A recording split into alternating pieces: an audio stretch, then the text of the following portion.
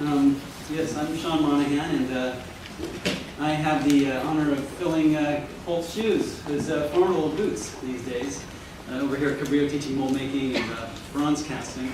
I'm an artist. I have a foundry as well, and a lot of what's made me who I am is certainly is a result of knowing Holt. I came to Santa Cruz a long time ago, in 1979, to study engineering and architecture actually at UC Santa Cruz.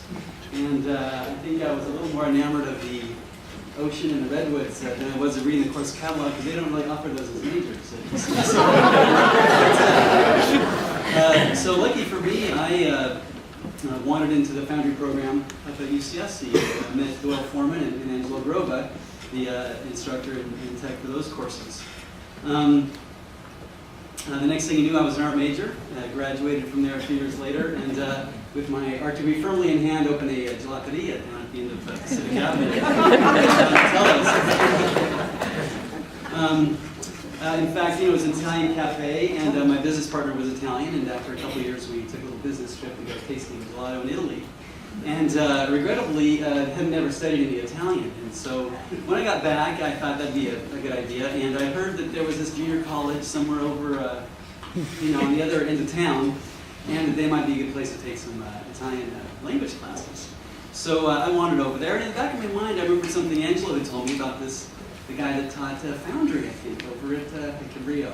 And so I thought, well, what the hell, I'll look in the catalog this time, and sure enough, it was spring semester when Holt offered bronze casting. So I wandered in there and, wow, discovered this amazing scene that Holt had over there with Steve Rudzinski pouring bronze and Kirk Ainsworth on the other end of the shank, and a lot of enthusiastic students and really fans of Holt, and really an amazing art department here at Cabrillo.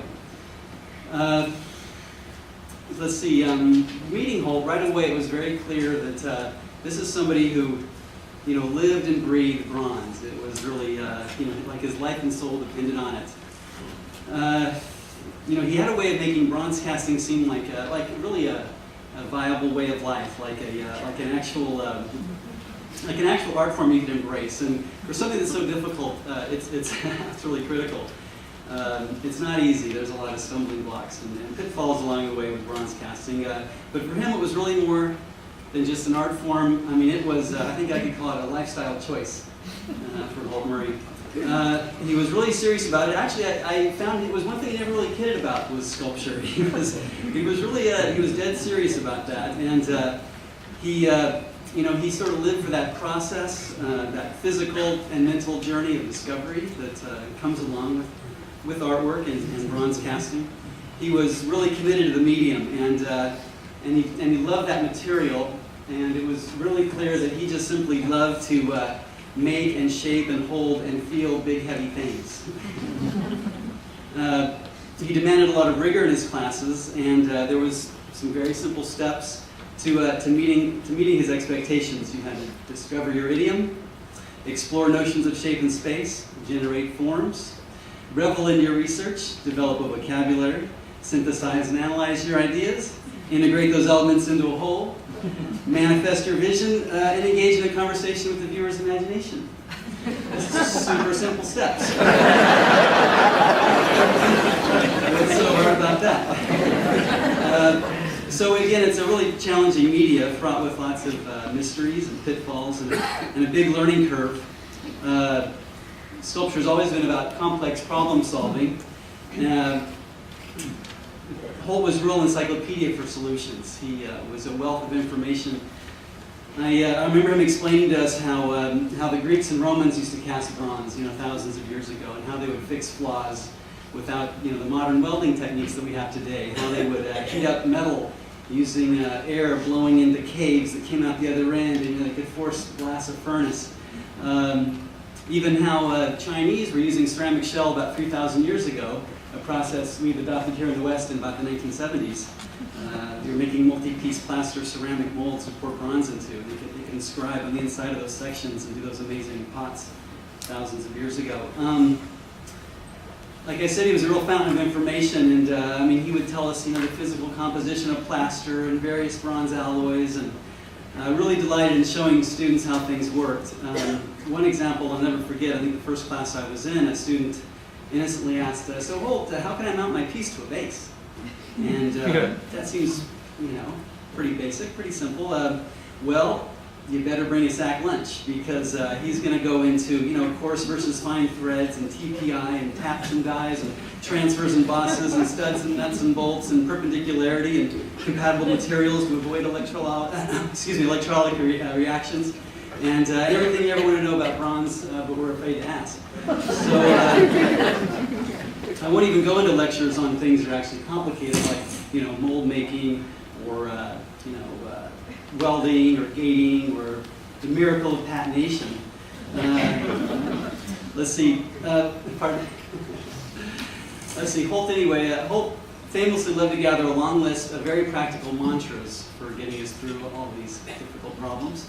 Mantras like consider your order of operations and real sculpture must work in the round. Wax is a crystalline structure, you always compress it as you bend it, and no mixing abrasives between metals. Negative space is every bit as powerful as positive space. Everything we do is about temperature control. You must remove all the chemical and surplus mechanical water from your investments before you pour the bronze in. What is surplus mechanical water?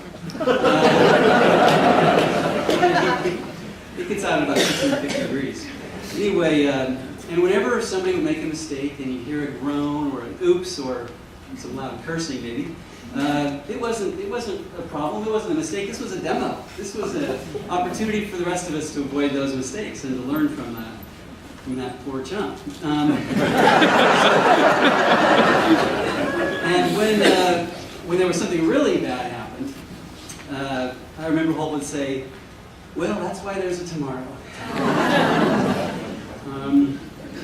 It's going to take a little time. So let's see. I also use this a lot in my classes. The ever popular response to the usual redundant student question, he would say, refer to your notes. Not going to answer that one again. So let's see. And one of the most crucial mantras of all, I know a lot of the students. By the way, how many people had Holt here as an instructor? Wow, that's great. Jeez, amazing.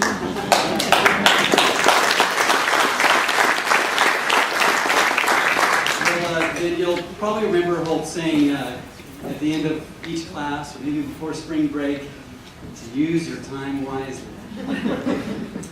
Let's see. So in one of those classes, I eventually met a fellow named Roger Knapp, and with the assistance and inspiration and a lot of equipment from Holt Marine, we opened a little foundry over in Santa Cruz that's still there. And I wound up getting my MFA a few years later at San Jose State, and lo and behold, find myself teaching these classes here at Cabrillo. And a week or so ago, a couple of weeks ago, when I got the news of Holt's passing, Jamie called me one morning.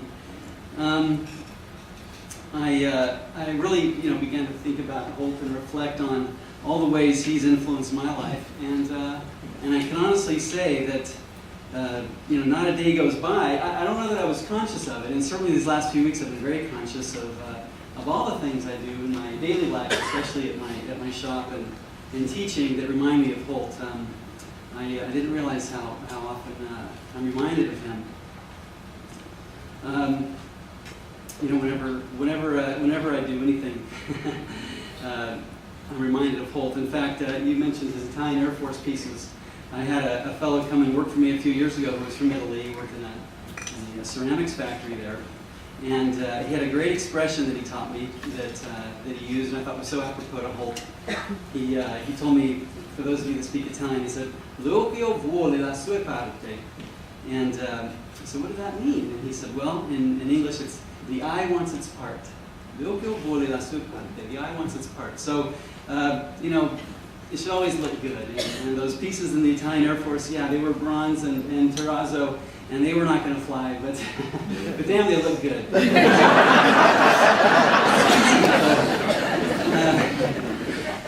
Let's see, what else can I say about Holt? I'll always remember Holt for an expression he liked to use that occurs to me a lot in my work.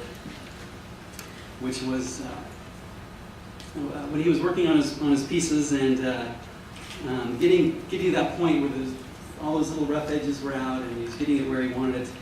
He called that a romantic manipulation of surface. And it's sort of kind of my goal in life is to work on that level.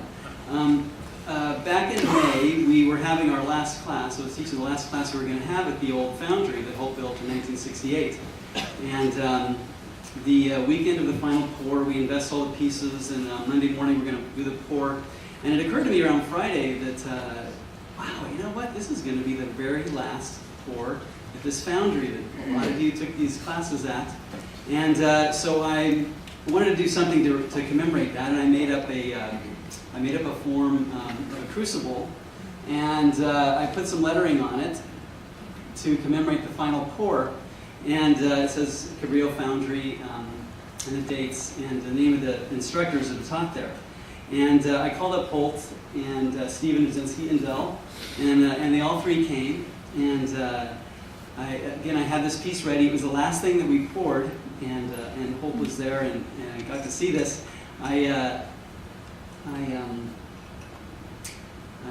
didn't know that it would be so prophetic that this would be Holt's last pour, because that's what I wrote on the inside. It says final pour 5/12/08, and it was the last pour that Holt was at. Had no idea that would be the case, and it was very special. I'm really glad that he was there, and it was wonderful that they all showed up. We are teaching the new facilities. We'll be having our first bronze class in the spring at the new facility, and we hope to cast some pieces for Holt's urn at that time. And meeting with Margaret a few weeks ago, after we heard about Holt's passing, a group of us went up to his studio in their house, and on the shelves was a wax that he had finished of one of his water mammal pieces. And with Margaret's permission, I've invested this piece, and we're going to pour this after the event here, right down at the foundry. So you're welcome to stick around, and that'll take about an hour-ish. And you'll be ready. It won't be the loud roar of the old furnace. We'll have a small portable because we've moved everything down to the other facility now. But a lot of you will remember this piece from a lot of Holt's patina demos and gating demos and that sort of thing. So we'll probably be incorporating that as well into his commemorative urn. That's all I have to say. Thank you very much for coming. It's been a pleasure to be here.